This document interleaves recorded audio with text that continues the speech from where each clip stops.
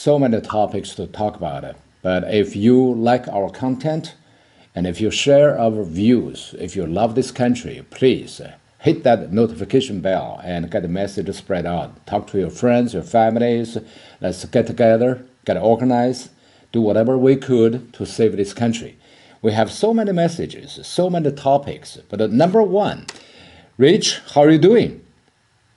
Doing good. Good. Okay. What do you think of this WHO trying to ask this 194 nations to sign this treaty, pandemic treaty?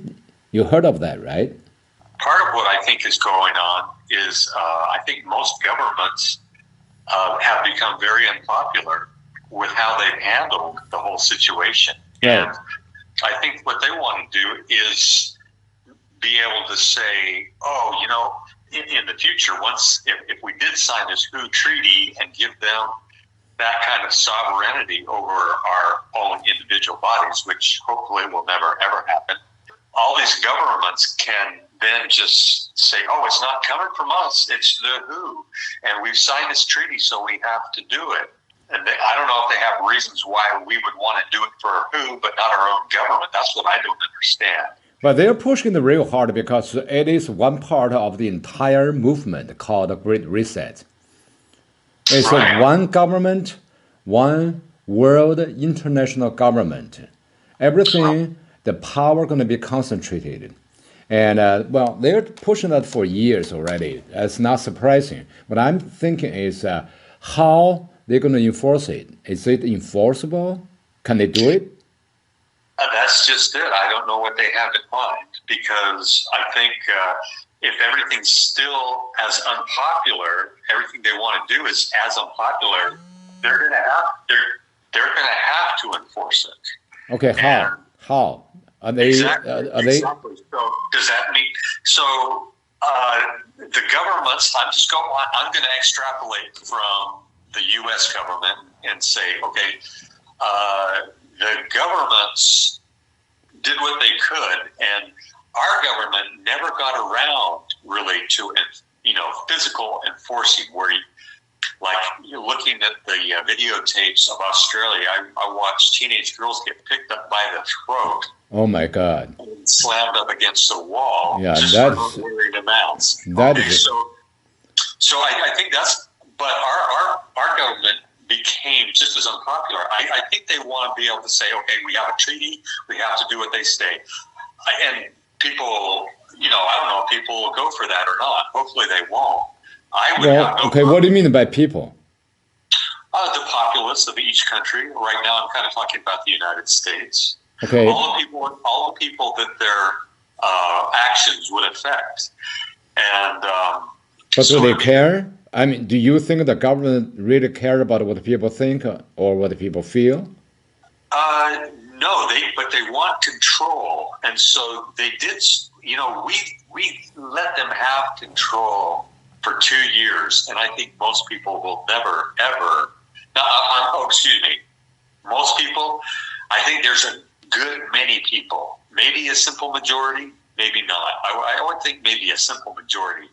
There's still about like 30 to 40% hardcore liberals who just are going to continue on no matter what they do to them. But I don't think they'd get any better compliance. I think enough people have clued in that they're just going to have all kinds of resistance. And so it is the enforcement that is a really big question. Are they going to leave it up to the law enforcement of the countries? And I guess it would have to be federal law enforcement, because if they don't do it federally, then each state would then make up the decision. So it would have to be some kind of federal agency. The other thing is, the thing that worries me is that maybe governments won't want to. Maybe our government would want to use our own police force for enforcing a treaty with the WHO. So who will? So are they going to send United Nations troops? That's what I really, thinking and really am concerned about. Yeah, me too, because I'm sure that would just be the beginning. And pretty soon, United Nations troops, I don't know, they might get Interpol involved for the investigative part. We have all these foreigners who actually have the ability to throw us in jail operating on our soil. And our enforcement of laws is already bad enough, and it's already so completely perverted. You know, if you're on the left, you can pretty much do anything you want. But from the upper level of this power hierarchy, and when they look down, there's always the possibility of a military uprising. When you're pushing too hard, suppose that you want to use your own troops against your own people, you're always taking a chance that the army, the troops, going to turn against you. Okay, it's a double-edged sword. So now, if they use UN troops, those people are foreigners. They don't care about Americans. They come to this country, they're going to start killing. They have no compassion. Right. It's not their own people, right? They step on this soil, everybody's their enemy. So they have no compassion. They have no anything feelings attached. So they just open fire, whatever weapon they have, kill as many people as possible to suppress the movement, right? And the same scenario happened 30-some years ago in China when the Chinese dictator wanted to clear the Tiananmen Square, which was occupied by over 1 million people, right? How they cleared the square, they used armies, right? But they do not use one army. They were so worried that the army would turn against them, okay? That would be like a military coup. They were so worried. You know what they did? They get one battalion from each army. So they got like 20-some battalions from 20 different armies from different parts of the country. Okay, when they are shipped to the capital, the whole time they were not allowed to watch TV, listen to radio, or read any newspaper. They were completely in the dark. And then all the time in the 20-some days when they were getting organized, shipped to the capital, they were being brainwashed, saying there was a huge riot in the capital. And these bad people were looting, burning, and harming innocent people. It's the duty of the army to go there to arrest or kill the bad people to save the good people. That's how they brainwashed the soldiers. The soldiers were out of touch with reality for 20-some days. Once they were, set free in the square, they didn't know what's going on. They just opened the fire. That's how they killed over 10,000 people. That's a really great example of how important free speech is and the ability to communicate freely. Well, this is even worse because all days you still have people use walkie-talkie, people write notes, pass on the paper slips to each other. These days people don't know any of that anymore. People depend on their cell phone so much. Once the authority cut off the internet, right? Once the grid is off, people don't know what to do. Right. So that's the scary part. So I was thinking that if they use, let's just play out this scenario. If they use UN forces in this country, so one thing for sure, those people are going to start killing. They don't care. They have no compassion for this country, for these people, right? Now, the other side is the people, ordinary people of this country, and they know we all have weapons and everything. But how we going to get organized? How we going to put up an effective fight? That's another story. On our side, I don't really feel too optimistic these days because when we look at what's going on the conservative side, people are still talking, dancing around, and it seems to me people don't realize how close we are to this real danger. It's imminent. I doubt they do. You know why? Because I was so disappointed when I was reading a tweet from Daily Wire, Ben Shapiro people. They were talking about AOC got engaged with her boyfriend. I was so mad. I was, as an important news platform, so influential on the conservative side, and your publication, your voice, your airtime, every second is valuable. Why don't you push out? Why don't you use every second to tell people the most important thing, what's really happening in our world, versus AOC getting engaged to her boyfriend, who gave a shit about what she does. I'm glad I didn't see that. It's funny. Elites, no matter what political system, the elites always have it quite well, don't they? Yes, they do. It's natural. That's the way it is. Yeah. It's always going to be that way. One simple reason, a very simple explanation why the elites are always on the left side is one simple reason. All the things they acquired so far, their reputation, political and social status, material wealth, economic control, everything they have are obtained by illegal means. In order to protect what they have acquired so far, they have to stay in power. In order to maintain power, the best way is monopoly. Is dictatorship, because by democratic way, they always lose. They cannot win. That's why they have to promote the lies. They have to use propaganda. That's why they want to control. Because once they lose control, once the truth come out, they lose everything. Because everything is illegal. Everything is illegal. Like in the U.S., if you look into the details of Nancy Pelosi, how she and her family got rich, Dianne Feinstein, Eric Swalwell, all these people, Adam Schiff or Chuck Schumer, all these people, if you have the political power to get an independent commission, look into their account, their background, how they get to where they are today, they are all 100% criminals. In order to be safe, to protect themselves, their own interests, they have to stay in power. In order to stay in power, they have to keep going their lies and their monopoly, maneuver, control, all these dirty tricks, the dark side of humanity. That's the only way they can stay in power. Because everything they have done so far cannot be exposed to light, cannot be debated publicly. That's why they all love censorship. They all love concentrated, centralized power.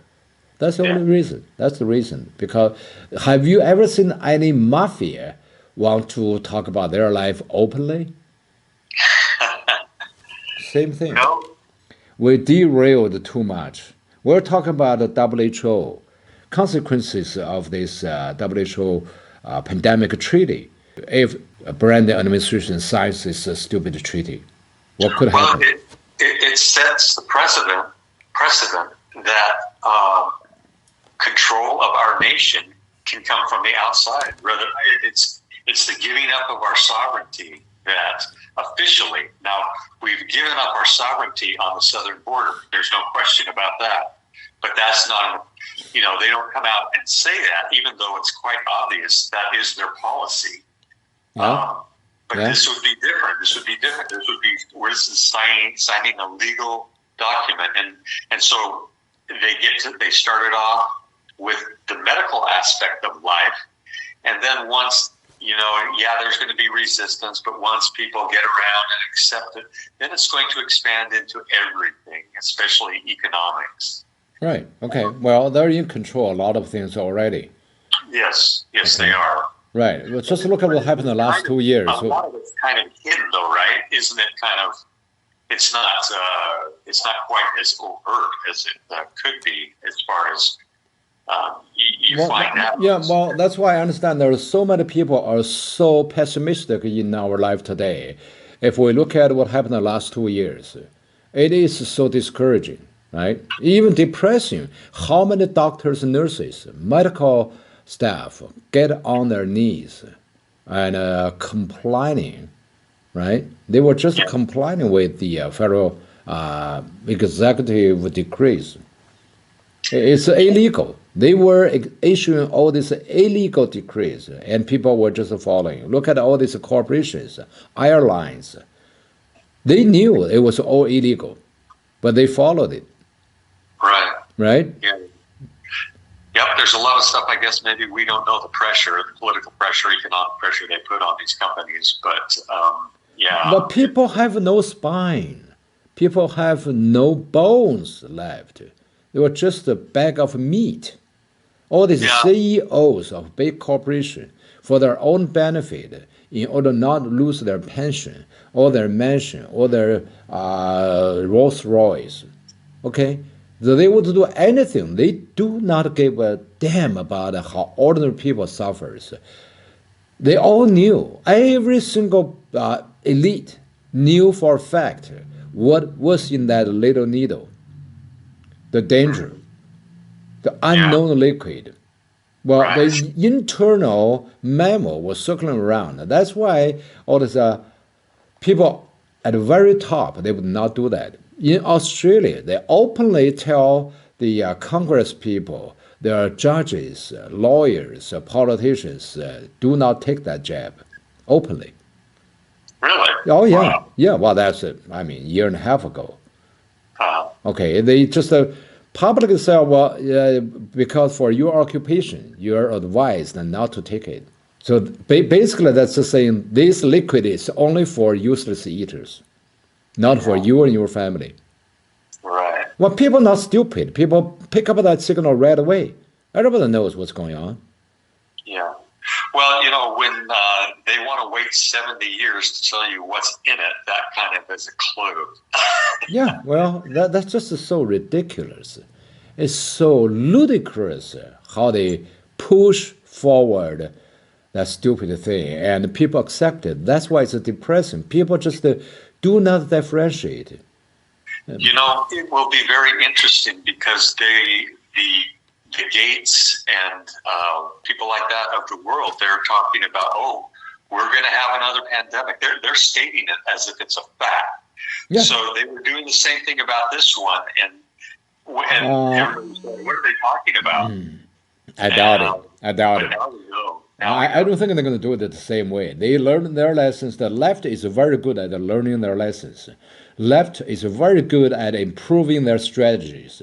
Left is very good at getting organized and get into their field. They are very good at field fighting.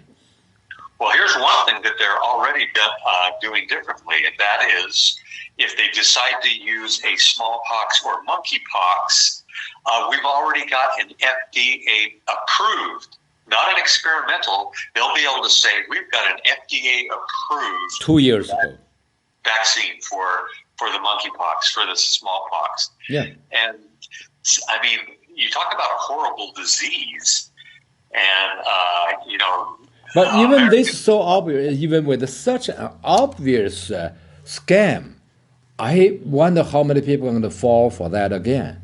FDA news release. FDA approves the first live, non-replicating vaccine to prevent smallpox and monkeypox. Okay? That was almost 3 years ago. And inside this approval or the document, they have all these details. Okay? They describe what the disease would be like. And here it says monkeypox, which does not occur naturally in the U.S., is a rare disease caused by infection with monkeypox virus, which causes symptoms similar to but milder than smallpox. Monkeypox begins with fever, headache, muscle aches, and exhaustion, But basically, they tell you this is coming. This is what it's going to be like. And then we have the vaccine already. That's what they're saying. Okay. Right. And because of what we've been through, people will be more leery and more resistant. I would differ a little. I think there's plenty of people in this country now that would resist and not take it. But well, plenty. But how? Yeah, well, we're saying the percentage. For society to survive any pandemic, any war, you must have a certain percentage. Let's say if we have 5% of people truly awake, truly want to put up a fight, but that's going to be a disaster. Okay, only 5%. Okay, they don't care. They can wipe you out real easy. If you have 10%, then we might put up some kind of a small-scale fight. If we have 25%, then we have hope. If we have a 50%, like what people say, really half of the country has already awakened. If that's the truth, then we can win. As long as we have a 50% of the population truly awake. That's why what we're doing today, or every day, we're worrying, talking, doing these little clips and spreading out of the news. It's just for that one little hope. If we have 50% of the population truly understand what's going on, then we do have hope. Otherwise, if we have 20%, it's very worrying. I'm telling you. Did you watch that clip by Glenn Beck and Jesse Kelly? Yeah, you watched that? Yeah. Yeah, well, he was very pessimistic on the federal level. That's how I feel. On the federal level, there's no hope. The entire establishment is gone. The entire establishment is going globalism.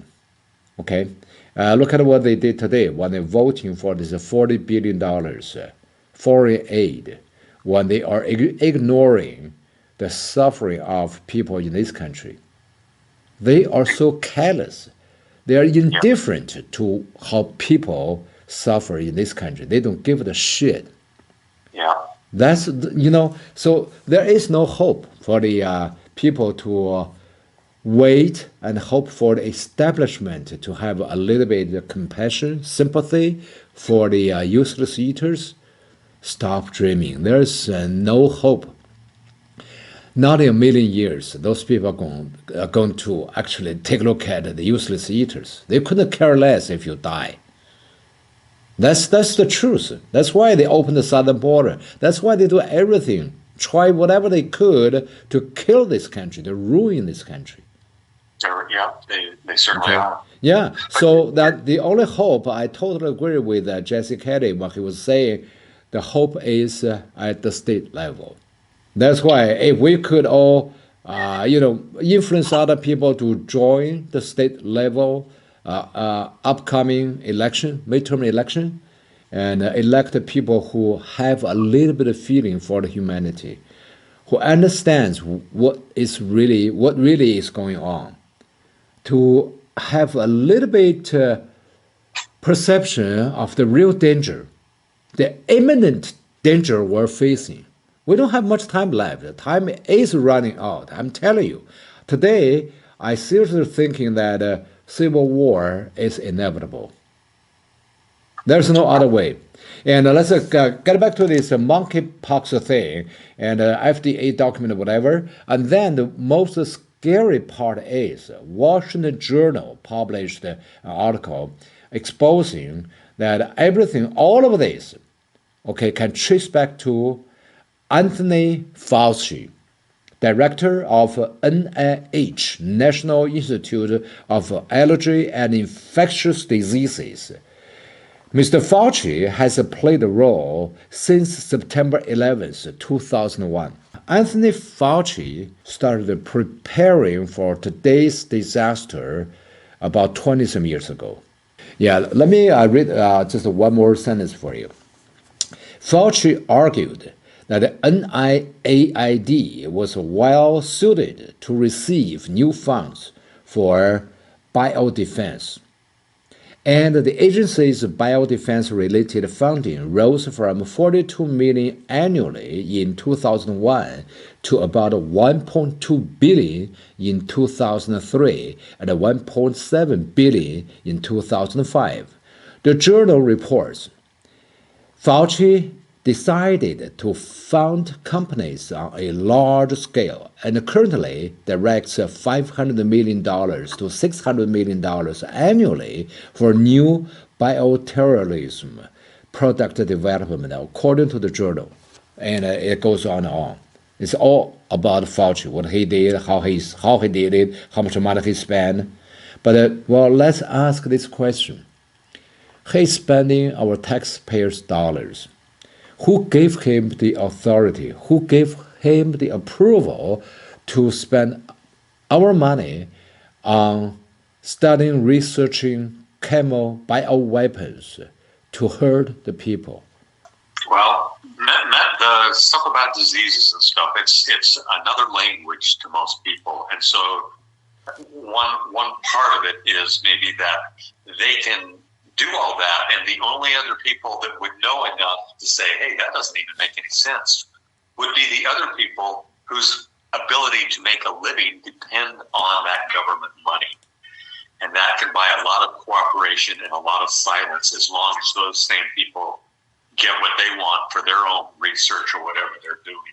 But there's one point I would like to make also about the monkeypox, smallpox thing, and that is, okay, so if we are being, if we're saying, okay, let's be a little bit optimistic, and there's 50% of people in the country who, learned from this last experience and would be very resistant. But here's the difference. Besides having a vaccine for it, the disease itself, okay, what COVID was basically flu and cold misdiagnosed.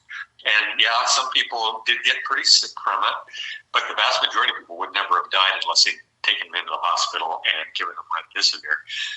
But what is different about monkeypox, smallpox is that it's a disgusting, horrible disease, and there's no question about it. Mm-hmm. And you get it, and people are so concerned about their appearance in this country, they wouldn't want to do it just because it would make them have to wear more makeup, and they already wear too much. But no, it's so disgusting. Yep. And it's such an awful disease that even with people who totally mistrust the government now and would, if another COVID-like disease, they would never even think twice about not taking, they just wouldn't take the vaccine. But when they see people with these pustules all over their body and the pain that comes from that, I think that could sway a lot of people who normally would say, I'm never letting the government put another bit of moisture in me again. So, but it could also work the other way around. What if people started saying, the mainstream media telling people, do you see how scary that disease is, how disgusting? In order not to get that, you got to have this vaccine. People would line up to take that vaccine again. That's what I'm saying. I think we need to do a little bit of research to find out how infectious that disease is, how widespread, how fast it can spread. Quite infectious, and the thing about how it's passed is different too, because with smallpox, some of the first known germ warfare, biological warfare, was what the United States did practice on the Indians, and they purposely would give Indians smallpox-tainted blankets.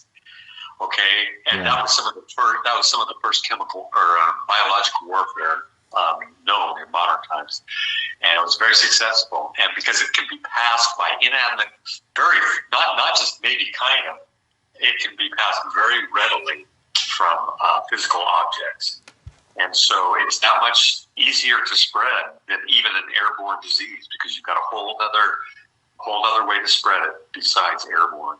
So. Mm-hmm. And very subtle too, So this monkeypox is something to scare the population to get on their knees again? Oh, I would think so, yeah.